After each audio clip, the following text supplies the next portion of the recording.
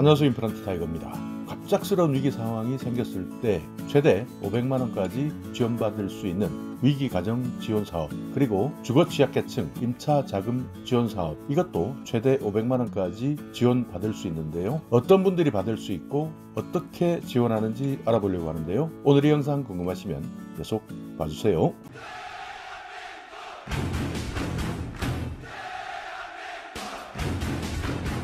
네, 갑작스러운 위기 상황, 생계 유지가 곤란하다 하는 분들, 이런 분들에게 생계비, 의료비, 주거비 이런 부분을 지원해주는 사업이 있습니다. 정부에서 지원해주는 사업이 아닌 민간단체에서 지원해주는 사업 중에 하나인데요. 푸른 나눔이라는 NGO 단체에서 지원해주는 사업입니다. 최대 지원 금액은 500만원까지입니다. 1997년 IMF 사태 때문에 위기에 처했던 사람들을 돕기 위해서 만들어진 민간단체인데요. 김웅영 목사의 사제 출연으로 만든 나사로의 집에서 시작해서 현재 푸른 나눔으로 이어져 오고 있는 단체입니다. 자, 먼저 위기가정지원사업 지원 대상 진행 과정을 먼저 살펴보겠습니다. 여기에 나와 있듯이 대상은 갑작스러운 위기 상황으로 생계 유지가 곤란한 분들, 의료비나 주거 지원 등의 지원이 필요한 가정에 지원해 주겠다라고 밝혔는데요. 여기서 말하는 갑작스러운 위기 상황은 주소득원의 사망, 실직, 질병, 사고 이런 이유 때문에 소득이 상실된 경우를 말합니다. 그러니까 주소득원, 가장을 이야기하는데요. 가장, 경제활동을 하면서 가구에 소득을 발생시키는 분, 그러니까 아버지가 될 수도 있고요, 엄마가 될 수도 있는데, 이런 분들이 갑작스럽게 돌아가셨을 때 또는 실직했을 때, 질병이 있었을 때, 사고가 났을 때, 이럴 때를 이야기하는데요. 정말 이럴 때는 고통의 나날이 될 수밖에 없죠. 이런 위기가 생겼을 때 지원을 해주겠다 하는 것이 위기가정 지원 사업의 주요 내용입니다. 또 주소득자의 이혼, 소득 상실, 소득원 부재, 그러니까 최근 코로나 때문에도 이런 일들이 많이 발생하고 있는데요. 이혼을 했을 경우에도 갑자기 주소득자가 없어지고 실직했을 때도 마찬가지겠죠. 이럴 때도 지원해 주겠다 하는 내용입니다. 여기에 가구 구성원으로부터 학대, 유기, 방임, 폭력, 성폭력, 이렇게 말도 안 되는 부당한 학대를 당하고 있을 때도 지원해 줍니다. 또 화재, 재해 이런 여러 가지 이유로 안전하지 않는 주거 환경에 살고 있을 때도 지원해 주겠다라고 밝히고 있습니다.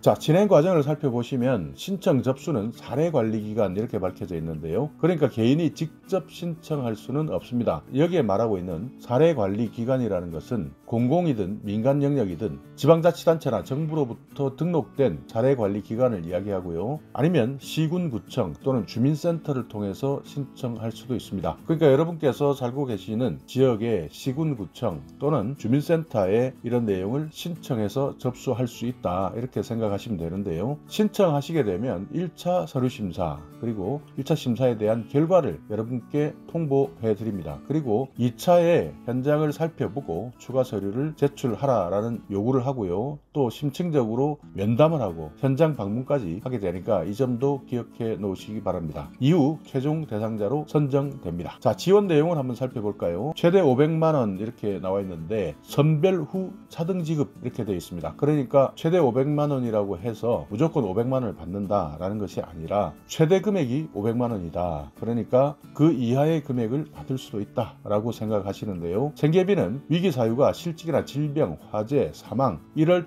때 생계 유지가 곤란하다라고 판단되었을 때는 공과금, 생활 필수 가전 이런 것들을 지원해 주는데 먼저 현물로 지원하는 것이 우선이다, 이렇게 원칙을 세워놓고 있습니다. 그러니까 돈을 먼저 지불하는 것이 아니라 현물을 먼저 지원해 준다라는 것을 원칙으로 하고 있다 하는 점 기억해 두시고요. 만약 의료비가 필요하실 때는요, 중한 질병 또는 부상을 당했지만 경제적인 문제로 치료를 받지 못하는 사람, 이런 분들에게 수술비, 입원비, 의료비, 소모품 비용 이런 것들을 지원해 드리겠다 하는 내용이고, 주거비는 화재, 재해 이런 것들로 인해서 주거 위협의 상황이나 월세나 관리비를 체납해서 퇴거를 해야 되는 경우, 그러니까 쫓겨나야 되는 경우, 이럴 때 도움을 드리는 것인데요. 월세나 임시주거비, 체납관리비 이런 내용을 지원해 주겠다 하는 것입니다. 자, 여기에서 중요한 것, 신청 기관인데요. 공공기관에서도 신청할 수도 있고, 민간 비영리 사례관리 가능 기관에서도 신청할 수도 있고, 시군구청에서도 신청할 수 있고, 주민센터에서도 신청할 수 있습니다.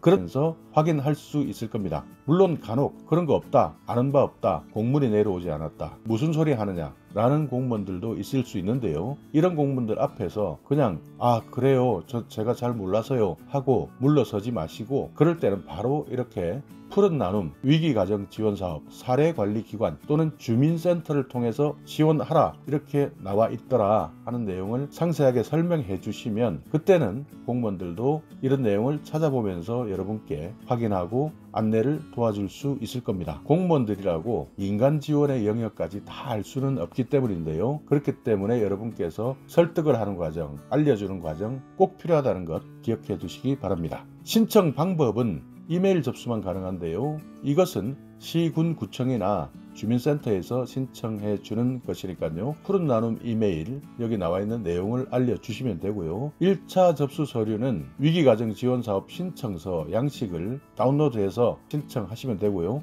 신청기관, 그러니까 주민센터나 시군구청에 공문이 필요합니다. 여기에서 공문을 작성해 줄 수 있도록 요청하시고, 위기가정 지원 신청서, 경제상황 확인서, 기관 추천서, 개인정보 수집 이용 동의서 이렇게 작성해 주시고, 주민등록 등본, 가족관계증명서, 치료비를 신청할 때 진단명이 나와 있는 진단서나 소견서 중에 한 부를 첨부해 주시면 됩니다. 그리고 소득과 관련된 증명서류도 필요한데요. 주거래 통장 6개월분 한 부가 필요하고요. 건강보험료 납입증명서, 수급자 증명서, 자상의 증명서 중 한 부를 택하셔야 됩니다. 또 추가 서류가 필요한 분들은 장애인 증명서, 부채 증명서, 여권 사본, 외국인 등록증 이런 서류들도 추가 제출하셔야 됩니다. 더 많은 세부 내용에 대해서는 070-4617-6593으로 문의해 주시기 바랍니다. 자, 다음은요, 위기가정 지원사업이 아닌 주거취약계층 임차자금 지원사업에 대해서 알아보겠습니다. 지원 인원은 공공세대 최대 500만원까지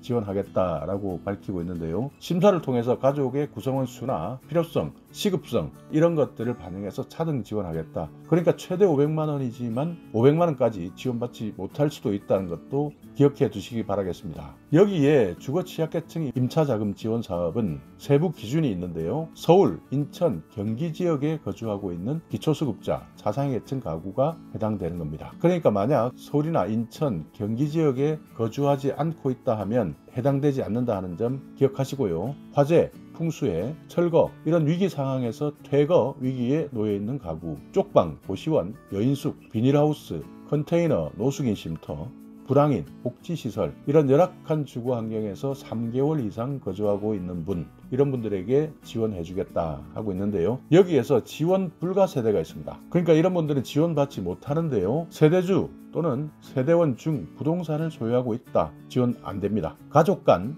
임대차 계약을 체결하고 있는 경우에도 안 됩니다. 영구임대주택, 전세임대주택에 살고 있다, 안 됩니다. 신인척의 소유주택에서 무상 거주하고 있다, 이런 분들도 안 된다 하는 점은 기억해 두시고요. 신청할 때는 마찬가지입니다. 공공기관, 민간 비영리 사례관리 가능기관, 시군구청, 주민센터 여기에서 신청하셔야 됩니다. 자, 오늘 이렇게 2021년 푸른 나눔이라는 민간단체에서 지원해주는 위기가정 지원사업 최대 500만원, 주거취약계층 임차자금 지원사업 최대 500만원 지원사업에 대해서 알아봤는데요. 힘들다 할 때 이렇게 민간 차원에서도 지원해주는 지원사업이 있다 하는 점 기억해 두셔서 지금의 위기에서 벗어나 보시기 바랍니다. 자, 오늘 영상 여러분께 조금이나마 유익한 정보가 있었다면요, 오늘도 구독 그리고 좋아요 부탁드리겠습니다.